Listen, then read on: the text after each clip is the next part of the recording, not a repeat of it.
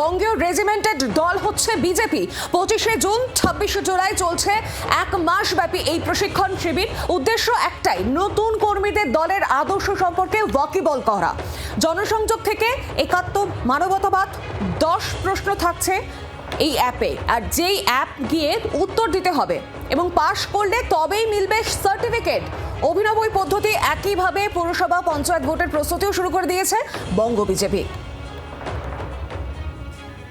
আর এই বিষয় নিয়ে আরো বিস্তারিতভাবে আপডেট দেবেন, সরাসরি আমাদের সঙ্গে রয়েছেন প্রতিনিধি মৌমিতা চক্রবর্তী। মৌমিতা, ঠিক কিভাবে এই প্রশিক্ষণটা হবে, কি জানা যাচ্ছে?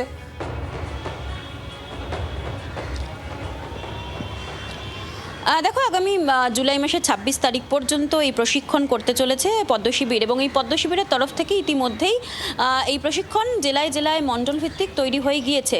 সরল অ্যাপে বেশ কিছু প্রশ্ন করা হচ্ছে বিজেপির পঞ্চনিষ্ঠা নিয়ে। এর আগেই প্রশিক্ষণ শুরু হয়ে গিয়েছিল এবং সরল অ্যাপে বেশ কিছু প্রশ্ন করা হচ্ছে, যে প্রশ্নে একাত্ম মানববাদ থেকে শুরু করে বিজেপির প্রতিষ্ঠা, বিজেপির ভাবধারা কি তা জানতে চাওয়া হচ্ছে। কারণ এখন পরিস্থিতি তো আর আগের মতো নেই, এখন ক্ষমতায় এবং শাসক দলের ভূমিকায় রয়েছে বঙ্গ বিজেপি। খুব স্বাভাবিকভাবে এখন তাদের ভূমিকা কি হওয়া উচিত, এবং যেহেতু রাজ্যে তাদের সরকার রয়েছে, সরকারের সঙ্গে দলের যাতে সম্পূর্ণ সংযোগ থাকে সেই বিষয়টা কিন্তু মাথায় রাখা হচ্ছে, ফোকাস রাখা হচ্ছে।